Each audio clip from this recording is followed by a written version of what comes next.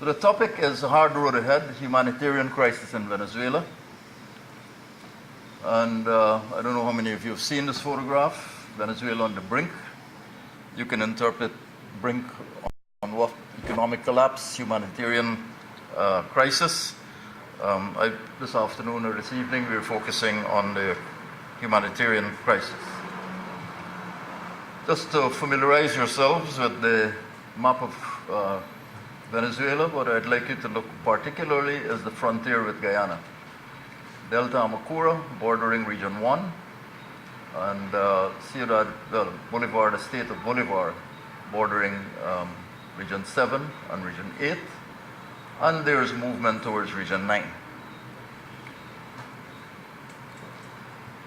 Fast forward to Hugo Chavez in 1999, when he took power in 1999, and his brand of 21st century socialism,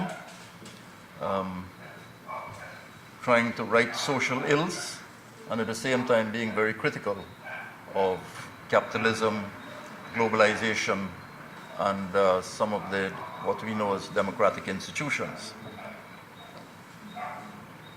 When he died in 2013, Maduro took power. President Nicolas Maduro, who visited here in 2013. And what we've ended up with at the current time is the political polarization in Venezuela, politicization of the military, the drug-related violence on the frontier with Colombia, over-dependence on petroleum, and when the price of petroleum products fell by 50%, the economic decline became a reality. This was followed by irresponsible mining, particularly in the state of Bolivar, and I'll come to that later. But as a result of that economic decline, we've had serious food and health crises in Venezuela. Inflation is running at 700%, the highest in the world. Caracas, in fact, is the murder capital of the world, currently. The economic crisis exploded into a health crisis. Very severe shortage of food and medicine. The Venezuelan Supreme Court ruled against allowing in humanitarian aid, as ridiculous as it seems. There's a state of denial. Rampant shortages resulted in death of babies under a month-old, increasing 100-fold from 0.02% in 2012 to 2% in 2015.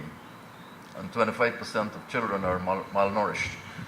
Much of this information I've taken off the internet, but from credible sources, including PAHO and some of the aid agencies actually interacting with people in Venezuela.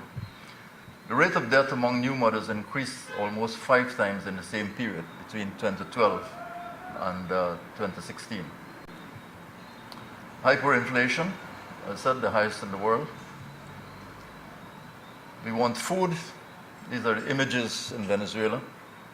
Empty shelves in the supermarket. In fact, as of today, some of these shelves are stocked, but the prices are so high that people can't afford to buy them. Those of you who are old enough will know that in the 1970s, late 1970s or 1980s, this would be a familiar feature here. Right? About 70,000 citizens are estimated to have flocked to the mines, abandoning once comfortable jobs in the city for work in the pits. And these comprise waiters, office workers, taxi drivers, college graduates, and civil servants on vacation, panning for black market gold under the watchful eyes of armed groups called the sindicatos. Taxes them and use violent methods if they disobey. It's a society turned upside down. Why is this of importance to Guyana, all that you've seen? Well, being the English-speaking country in South America, here, the Caribbean, Central America, on the right here, I would expect that if there was some collective responsibility for what is happening in Venezuela, then CARICOM, the OAS, UNASUR, and all of the institutional structures would somehow take more than a passing interest. You're not hearing anything about this. And when you see the kind of scenes that's occurring in Bolivar, the kind of mining that's happening there, and that is leaching into the rivers, including our own Cuyuni. Cuyuni River flows towards Bartica. Right? The tributaries flow into the Orinoco. And we therefore have to be very concerned. These, my recommendations: implementation action plan by Guyana, close monitoring of persons moving between Venezuela and Guyana, especially along the frontier regions 1, 7, and 8. Smears taken of all persons at official crossing points. Smears taken of persons returning from Venezuela to their villages in Guyana. Displaying of visual aids in both English and Spanish, alerting citizens to the threat of malaria and diphtheria and action to be taken. Ensuring adequate supply of drugs, slides, and microscopists in border areas. Environmentally safe spraying of habitats for mosquitoes. Water quality testing in the border rivers and tributaries.